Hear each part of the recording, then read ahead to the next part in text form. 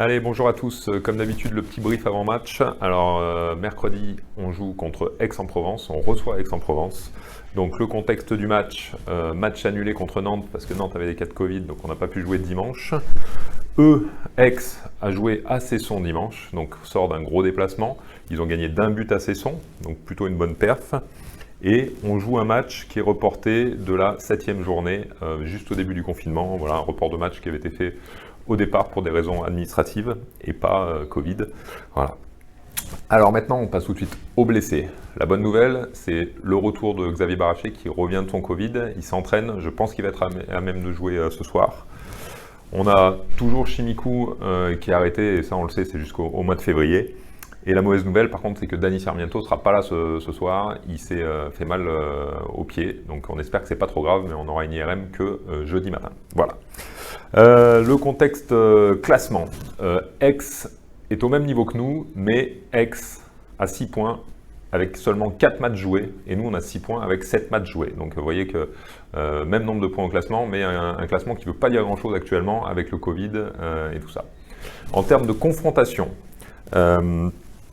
c'est un peu à l'avantage de Saint-Raph, 8 victoires, 3 nuls et 4 victoires pour Aix. Donc un bilan qui est relativement équilibré, un petit peu à notre avantage, ce qui est normal puisqu'on est monté un peu plus tôt qu'eux en première division. Voilà. On va se focaliser un petit peu sur Aix. Aix, voilà, qui a des grosses difficultés en ce moment à cause du Covid, parce qu'un match à l'Arena leur coûte très cher. Et donc, c'est pour ça qu'ils ont autant de matchs en retard. C'est parce qu'ils ont reporté tous leurs matchs à domicile pendant une période, parce qu'ils étaient à huis clos avant nous. Vous savez, c'est la zone marseillaise qui était tout de suite très touchée par le Covid. Donc, ils ont reporté beaucoup de matchs à ce moment-là. Ils ont recruté un super tacticien, un super coach, Thierry Anti à l'intersaison, qui vient du Sporting au Portugal. Alors Thierry Anti, c'est un entraîneur qui est passé par Créteil, qui est passé par Paris et qui est passé par Nantes et qui a à chaque fois gagné des titres avec ces clubs-là. Voilà, donc ça vous donne un peu c'est un peu le pendant de Patrice Canaillé, sauf que Patrice est resté dans un club et que Thierry, lui, a bougé dans plusieurs clubs. Il y a aussi une arrivée qui est une star, c'est William Acambré qui revient des championnats de l'Est. William Acambré, champion olympique avec la France, champion du monde, champion d'Europe. La même génération que Xavier Baraché. Voilà. On va voir comment il se réacclimate à ce championnat français. Pour l'instant, je vous l'ai dit, ça a été très haché pour Aix, donc on n'a pas eu trop le temps de le voir confirmé. On va voir, on espère que ça ne sera pas contre nous ce soir. Voilà. Pour moi, le match dans le match ce soir, ça va être un duel de gardien de but. On a Alex Demaille qui marche très bien depuis 2 matchs et Wesley Pardin qui est très régulier, qui est en équipe de France. C'est 2 joueurs qui ont à peu près le même âge, à 2-3 ans près, 2 Français. Voilà, donc on peut se poser la question, est-ce que Alex Demaille serait capable de maintenir la pression pour peut-être à un moment prétendre à mieux que ce qu'il a actuellement. Je parle de l'équipe de France là. À surveiller côté Aix, pour moi, un super joueur, peut-être un des meilleurs joueurs du championnat, c'est Nicolas Clerc, voilà, qui était à Nantes, qui est arrivé à Aix il y a 1 ou 2 saisons, le numéro 77.